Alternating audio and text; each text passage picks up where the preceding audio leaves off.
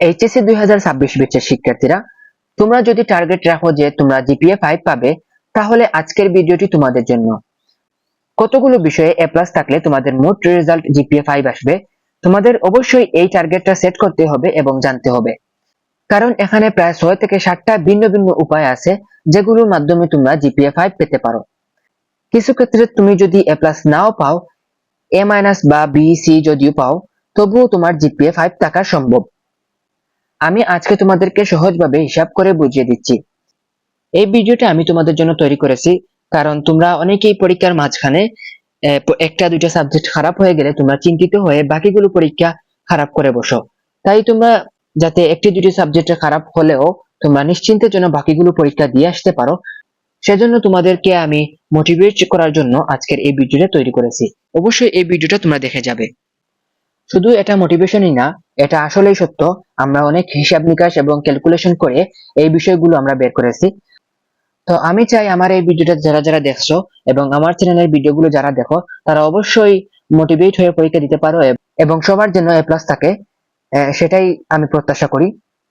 প্রথমেই বলি, তোমাদেরকে এখন থেকে তোমাদের টার্গেটটা ঠিক করতে হবে। একটা দুইটা সাবজেক্টে যদি কোনো কারণে একটু এদিক ওদিক হয়ে যায়, সেটাকে ওভারকাম করে যেন তোমরা জিপিএ 5 টিকে রাখতে পারো। কারণ জিপিএ 5 শুধু একটা গ্রেড না, এটা অ্যাডমিশন থেকে শুরু করে সব জায়গায় তোমাদের জন্য বড় সুবিধা তৈরি করে। তাই তোমাদেরকে অবশ্যই চেষ্টা করতে হবে জিপিএ 5 ধরে রাখার জন্য।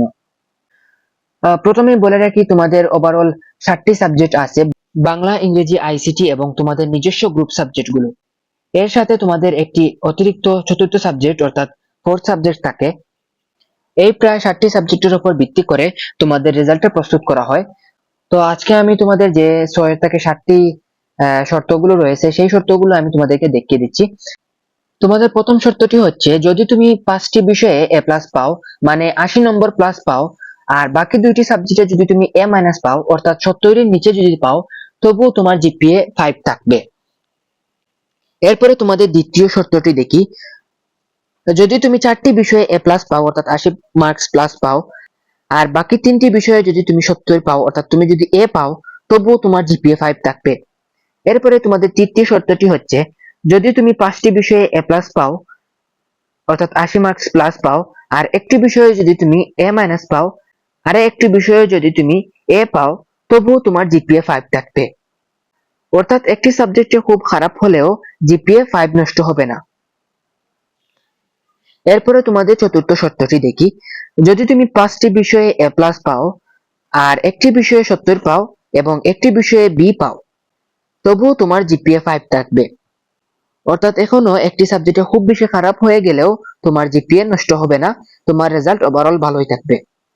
এরপরে তোমাদের 5 নম্বর শর্তটি হচ্ছে, যদি তুমি 5টি বিষয়ে এ প্লাস পাও, আর দুটি বিষয়ে যদি তুমি 70 মার্কস প্লাস পাও, তবুও তোমার জিপিএ নষ্ট হবে না।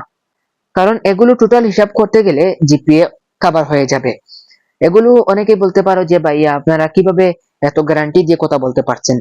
ভাইয়া আমরা এগুলো অনেক হিসাব নিকাশ করে ক্যালকুলেশন করে আমরা এগুলো দেখেছি যে ওভারঅল তোমাদের জিপিএ 5 থাকে, জিপিএ 5 কমে না। তো তোমরা নিশ্চিন্তে এগুলো দেখে যেতে পারো এবং তোমরা মনে আত্মবিশ্বাস নিয়ে পরীক্ষা হলে যেতে পারো। এবং দুই একটা সাবজেক্টে যদি তোমাদের ওভারঅল খারাপও হয়, তবুও তোমরা বাকিগুলো পরীক্ষা যেন খারাপ না হয় সেদিকে খেয়াল রেখে তোমরা পরীক্ষাটা কন্টিনিউ করবা এবং ভালো একটা রেজাল্ট নিয়ে আসবা। এরপরে আসি তোমাদের 6 নম্বর শর্তে। যদি তুমি 6টি বিষয়ে এ প্লাস পাও আর একটি বিষয়ে খুব খারাপ হয়ে যায় অর্থাৎ 50 নম্বর পাও, তবুও তোমার জিপিএ 5 থাকবে। অর্থাৎ একটি সাবজেক্টে খুব বেশি খারাপ হয়ে গেলেও সমস্যা নাই। এরপরে আসি তোমাদের 7 নম্বর শর্তে। যদি তুমি 6টি বিষয়ে এ প্লাস পাও আর একটি বিষয়ে সি পাও, তবুও তোমার জিপিএ 5 থাকবে। এখানে সি গ্রেড বলতে আমরা 32 থেকে 40 বা 50 এর মধ্যে সেটাকে বোঝানো হয়েছে। তো এক কথায় আমি বলবো, যদি তোমাদের পরীক্ষার মাঝে দুই একটা সাবজেক্টে খারাপ হয়ে যায়, তবুও তোমরা আত্মবিশ্বাস না হারিয়ে তোমরা ভালোভাবে প্রস্তুতি করে বাকিগুলো পরীক্ষাতে যেন এ প্লাস থাকে সেই দিকে তোমরা খেয়াল রেখে প্রস্তুতি ভালোভাবে করে যাবে। এবং দেখা যাবে যে ওভারঅল একটি সাবজেক্টে খারাপ হলেও তোমাদের ওভারঅল রেজাল্টটা জিপিএ 5 রয়ে গেছে। এই ছিল মোট 7টি শর্ত যেগুলোর মাধ্যমে তুমি জিপিএ 5 পেতে পারো। তাই যদি কোনো একটি সাবজেক্টে খারাপ হয়, তাহলে হতাশ হওয়ার কিছু নেই, পড়াশোনা চালিয়ে যেতে হবে, ইনশাআল্লাহ ভালো কিছু হবে। কারণ জিপিএ 5 পাওয়ার জন্য আত্মবিশ্বাস এবং স্মার্ট টার্গেট সেট করা সবচেয়ে বেশি গুরুত্বপূর্ণ।